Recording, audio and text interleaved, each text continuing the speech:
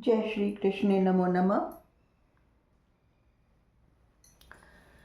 कृष्ण दर्शन शास्त्र की सीरीज लेकर उपस्थित हुई हूँ और आज का चैप्टर है 65, आत्मज्ञान ऑफ कृष्ण टू अर्जुन। मैं प्राण इस शरीर को निमित्त मानकर कृष्ण स्वरूप में हूँ और मैं आपको उन चेतनाओं को, उन आत्माओं को आत्मज्ञान दे रहा हूँ जो कि मन और माइंड की कॉन्शियसनेस है। उन चेतनाओं को, उन आत्माओं को मैं एज अ अर्जुन ट्रीट करके मैं कृष्ण प्राण स्वरूप इस शरीर को निमित्त मानकर आपको आत्मज्ञान दे रहा हूँ।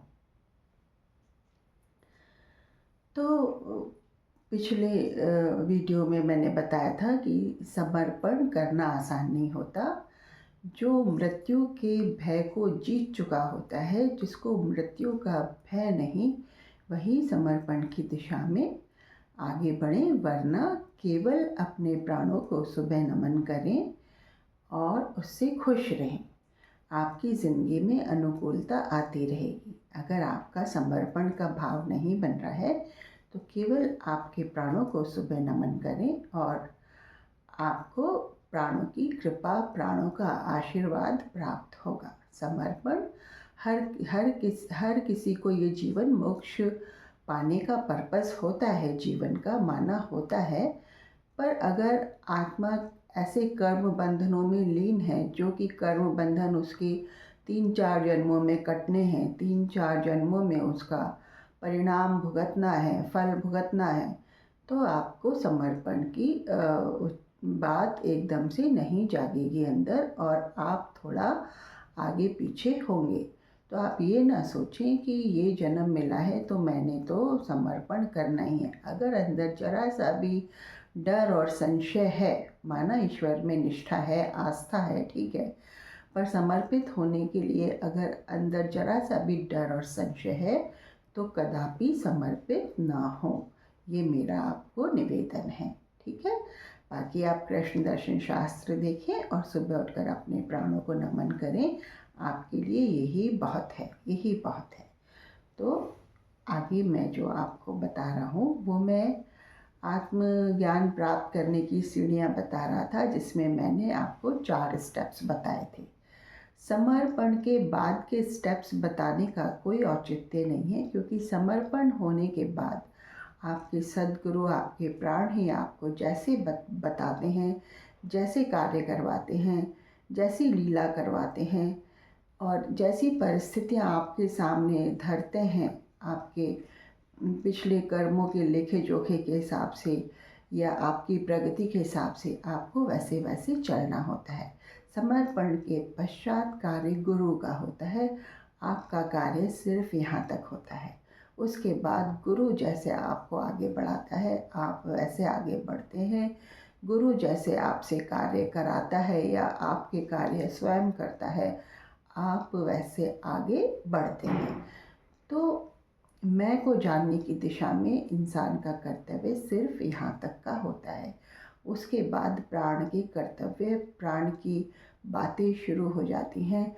उसके बाद समर्पण के बाद प्राण आपको धीरे धीरे ओवरटेक कर लेता है और जब प्राण आपके शरीर के अधिकारों को धीरे धीरे ओवरटेक कर लेता है, आपके मैं पे, आपका जो सुपरफिशियल मैं है जब समर्पित हो गया, आप स्वयं बुद्धि स्वरूप, चेतना स्वरूप समर्पित हो गए, तब आपका मैं धीरे धीरे गुरु अख्तियार कर लेता है। गुरु उस पर अपना वर्चस्व जमा लेता है आपके मैं पे, और जितना जितना गुरु आपके मैं पे, आपके शरीर पर, आपके शरीर के अधिकारों पर वर्चस्व जमाता जाएगा, वैसे वैसे प्राण का मैनिफेस्टेशन उस मानव शरीर पर होता जाएगा।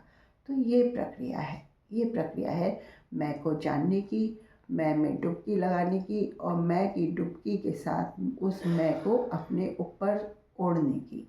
ये जो चोला है, ये लबादा है, फिर असली प्राण ही ओढ़ने लगता है, असली प्राण को ही बिलोंग करने लगता है। ये जानिए आप। तो यही स्थिति इस शरीर में है कि जो मैं तत्व है वो प्राण को बिलोंग करता है।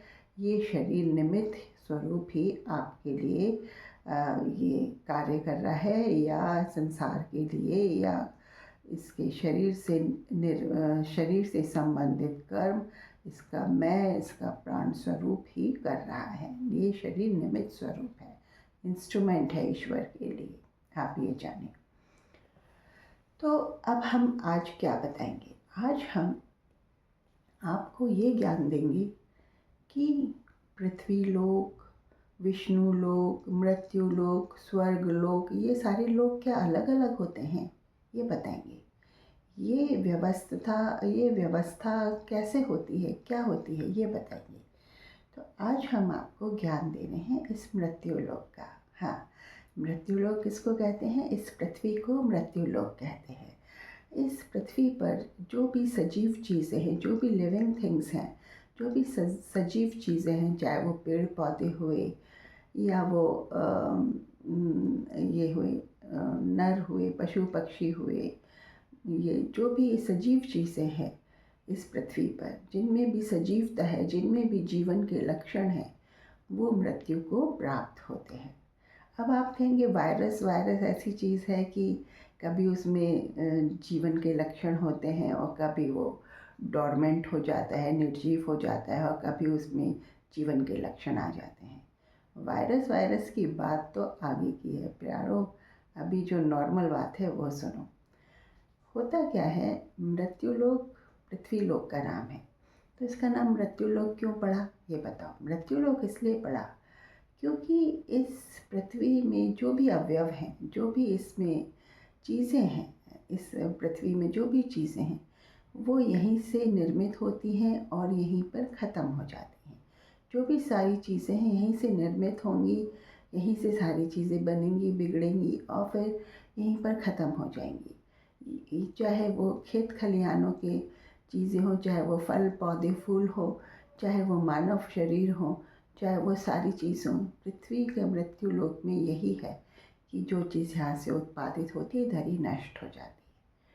अब मानवों ने क्या शुरू कर दिया है कि यहाँ से चीज़ें बना के, चाहे वो रॉकेट हो, अंतरिक्ष यान हो, चाहे कुछ भी हो, उन्हें बना के वो दूसरे ग्रहों पे भेज रहे हैं, और वहाँ पे वो यहाँ की चीज़ें कैरी करते हैं और फिर अंतरिक्ष में फेंक देते हैं। क्या कर रहा है मानव आज का, क्या कर रहा है ना? भगवान के बनाए हुए ब्रह्मांड में अपनी वो कर रहा है, हस्तक्षेप कर रहा है, इंटरफेरेंस कर रहा है भगवान के बनाए हुए सृष्टि में, भगवान के बनाए हुए ब्रह्मांड में हस्तक्षेप कर रहा है। तो इस हस्तक्षेप से क्या होगा आगे, बताओ क्या होगा? होगा कुछ नहीं।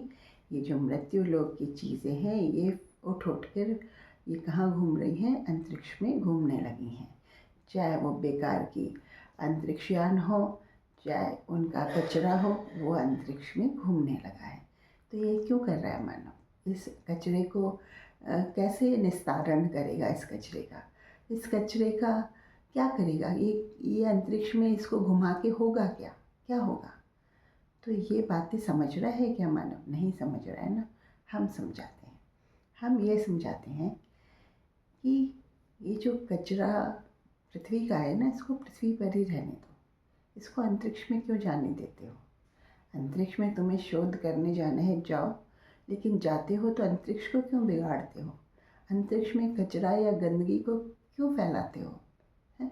मानव ऊपर जा रहा है शोध करने, उसका इतना कचरा कहाँ जाएगा? वो कचरा अंतरिक्ष में फैलेगा, और अंतरिक्ष में फैल के जो भी रेज़ होंगी, जिन्हें आप कॉस्मिक रेज़ कहते हैं या कोई भी कहते हैं, उससे वो उन रेज़ में वो होके वो कचरा क्या पृथ्वी पर ही वापस नहीं आएगा? यानी कि ये नेगेटिविटी फैलाने वाली चीज़ें हैं। इससे आप वायुमंडल को या अंतरिक्ष को कहाँ परिशोधित कर रहे हैं, कहाँ साफ़ कर रहे हैं? वायुमंडल परिशोधित कब होता है?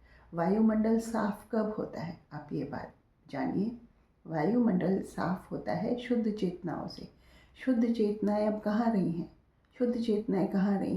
सबके मन में कुछ ना कुछ संशय, कुछ ना कुछ विकार, कुछ ना कुछ बातें, कुछ ना कुछ चीज़ें ऐसी व्याप्त हो रही हैं कि शुद्ध आत्माओं की कमी महसूस होने लगी है ईश्वर को। शुद्ध आत्माओं की कमी महसूस होने लगी है ईश्वर को। शुद्ध आत्माएं जब कारण शरीर को छोड़कर और ये भौतिक शरीर को छोड़कर जब शुद्ध आत्माएं जो मोक्ष प्राप्त करने वाली आत्माएं हैं ईश्वर के पास लौटती हैं तो ईश्वर उनसे सबल होता है, उनसे ताकतवर बनता है। ईश्वर जब ताकतवर बनता है, ईश्वर की एनर्जी, जब गॉड एनर्जी, सुप्रीम बीइंग की एनर्जी सबल होती है, जब शुद्ध आत्माएं या मोक्ष प्राप्त करी हुई आत्माएं उनके पास लौटती हैं मृत्यु लोक से वापस जन्म मरण चक्र से बाहर निकल कर, तो ईश्वर सबल बनता है उस एनर्जी को गेन करके, उस एनर्जी को प्राप्त करके। ईश्वर सबल बनता है तो प्रकृति भी सबल बनती है। प्रकृति पे अच्छी चीज़ें हर्षाती हैं, अच्छी चीज़ें लहलाती हैं और वो पॉजिटिव एनर्जी पूरी धरती पर व्याप्त होती है। तो बताओ, मान लो पॉजिटिव एनर्जी भगवान को कैसे मिलेगी? भगवान को एनर्जी तो तभी मिलेगी ना जब मैक्सिमम आत्माएं शुद्ध होकर मोक्ष प्राप्त करने की दिशा में शुद्ध होकर उनके पास पहुंचेंगी, उनकी एनर्जी को और स्ट्रांग बनाएंगी। वरना परमात्मा की एनर्जी में से आत्माएं निकल निकल कर तो बाहर आ रही हैं, अंश निकल निकल कर तो बाहर आ रहे हैं, मानव जन्म पा रहे हैं, लेकिन उन जो अंश बाहर निकल कर आए हैं वो तो अपनी साइकिल में ही इतने एनग्रॉस्ड, इतने इन्वॉल्व हो गए हैं कि वापस जाने का रास्ता ही भूल गए हैं। वापस जाके परमात्मा में मिलना है ना, उनको स्ट्रांग बनाना है ना, तो उनको स्ट्रांग कैसे बनाएंगे? उनका नाम लेके, उनकी बातों का प्रचार प्रसार करके, उनमें फेथ करके, उनमें निष्ठा करके। यही हमारे पास है कर्म, और ऐसे ही हम उनको स्ट्रांग बना सकते हैं। वरना साइंस के नाम पर तो क्या हो रहा है, सारी मटेरियलिस्टिक चीज़ें हो रही हैं और अंतरिक्ष को भी मानव ने अपना एक खेल का मैदान समझ लिया है।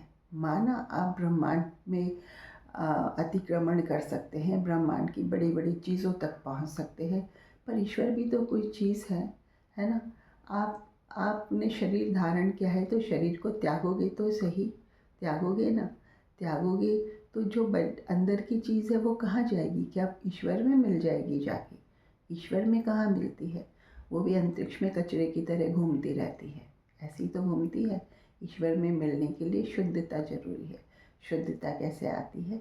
शुद्धता आती है सुबेश्वर का नाम लेके, और अगर संयम धारण किया जा सके तो संयम करें। संयम कैसा? संयम ऐसा कि अगर हमारा ग्रस्त जीवन हम जी चुके हैं, 50 साल तक की अवस्था तक हम अपना ग्रस्त जीवन के सुख दुख भोग चुके हैं, तो फिर 50 साल के बाद ईश्वर के लिए संयम धारण कर लें और सुबह प्राणों का नाम लेने लग जाएं।